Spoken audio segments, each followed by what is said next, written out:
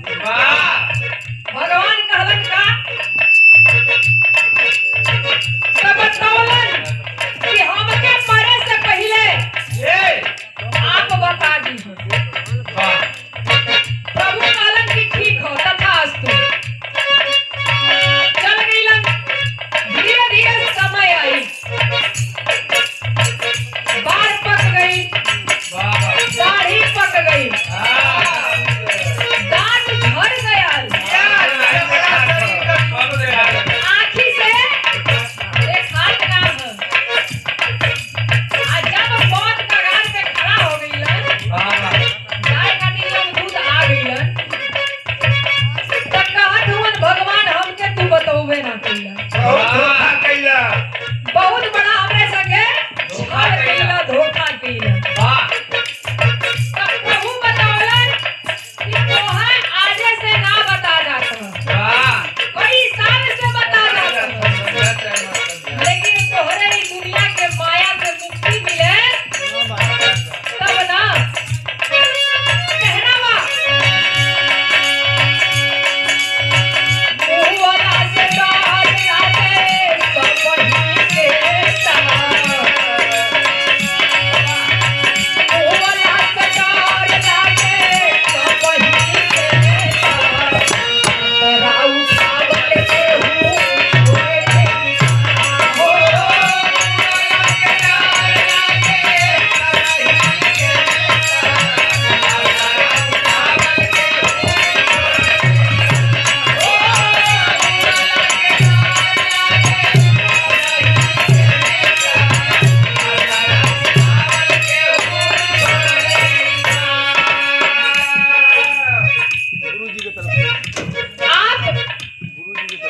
वही के बाबा जी के टक्कर कर लो द्वारा।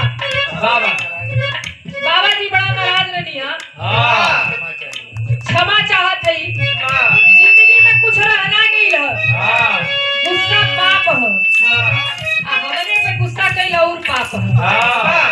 बेटवा बिटिया से गुस्सा करब लोगन त कहा जाई बुढ़ौती में हमने सहारा है।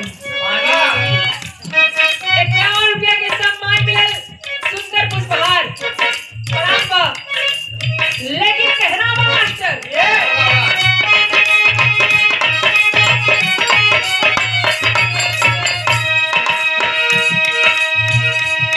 बनरा के डर से ना पंछी घर छोड़ बनरा के डर से ना पंछी घर छोड़ी बनरा के डर से ना पंछी घर छोड़ी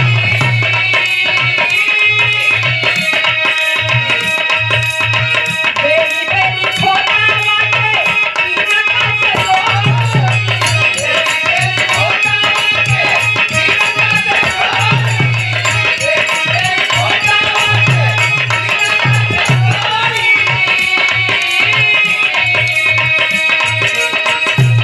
पापा पापा दिया ना दे पापा पापा दिया ना दे हरे जग जाना रावल के हूँ छोड़े ना हो पापा दिया ना दे हरे जग जाना रावल के हूँ छोड़े ना हो पापा दिया ना दे हरे जग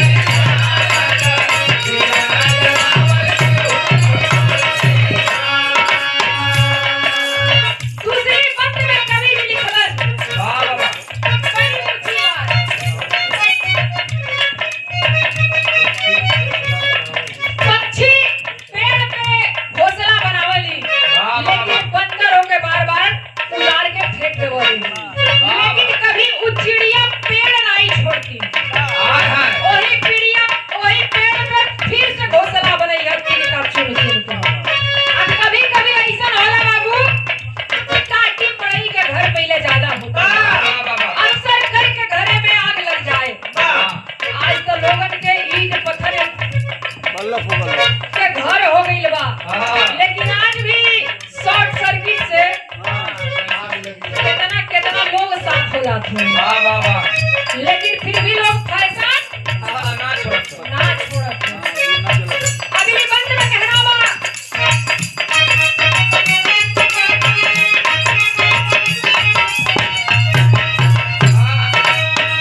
वो बाबा कराता वो हाथ जारी डाले वो बाबा कराता वो हाथ जारी डाले वो बाबा कराता वो हाथ जारी डाले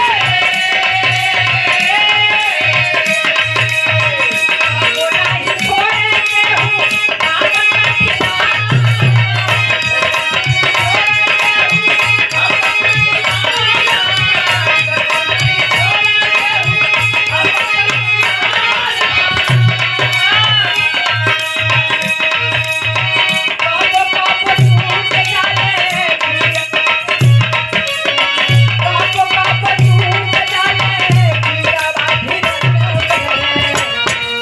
जोर आजम आवत के हूँ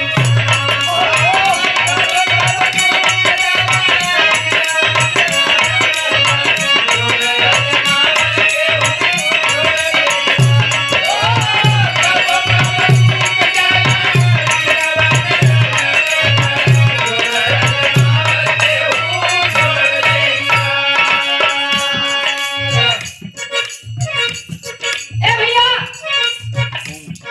होम आदमी करेला जेके लोग नवरात्रि के 9 दिन पूरा हो जाला तो लोग करावले यज्ञ करावले आग के लपट ऐसन होला कि कबो कबो हाथ झोकर जाला लेकिन फिर भी केहू अपन कंठी माला हरे राम हरे कृष्णा जपल ना छोड़ले।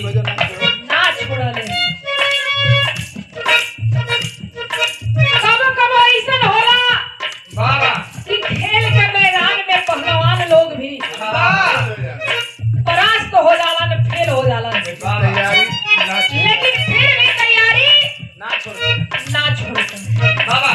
कहना बा मास्टर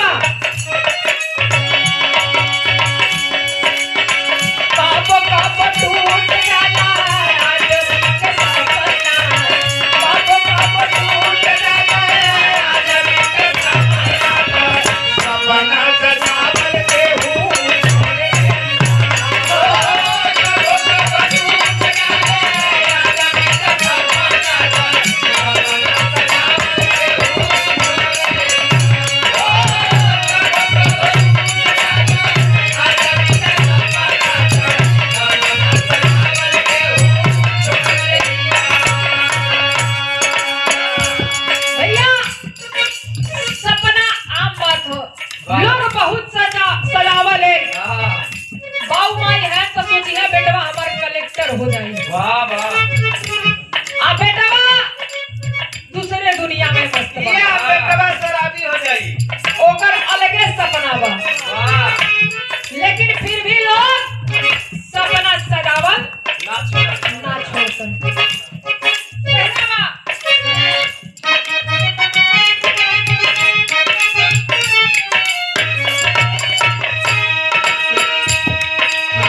कबो कबो पूतावा हो जाले कपूर हो। कबो कबो पूतावा हो जाले कपूर हो। कबो कबो पूतावा हो जाले कपूर हो।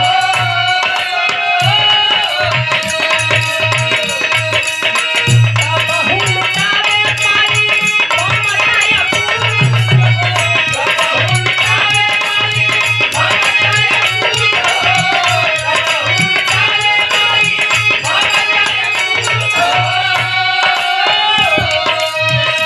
भैया अक्सर करके सुनल जाला, हाँ देखा कि तो। देखे के मिला था कि पूत कपूत हो जात हुआ लेकिन माई कुमाता ना होत वाह हुआ। वाह। कहना बा कबो कबो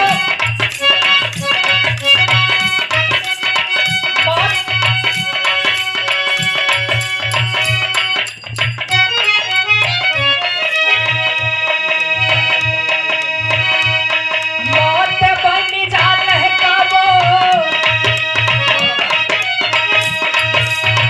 मौत बन जाल है कबो।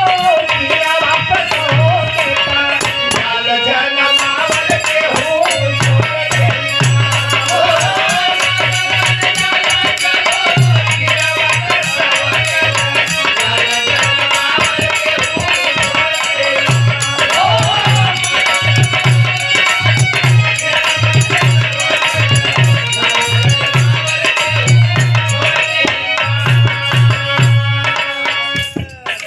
कभी कभी ऐसा घटना होला वाह वाह। कि जब आखिरी घड़ी आवेला लड़का होए के तो कितनी मतारी वही में प्राण के त्याग देवनी। वाह दर्द बर्दाश्त ना कर पावेनी। वाह। लेकिन फिर भी औरत कभी लाल जनमावल ना छोड़ली। ना छोड़ली।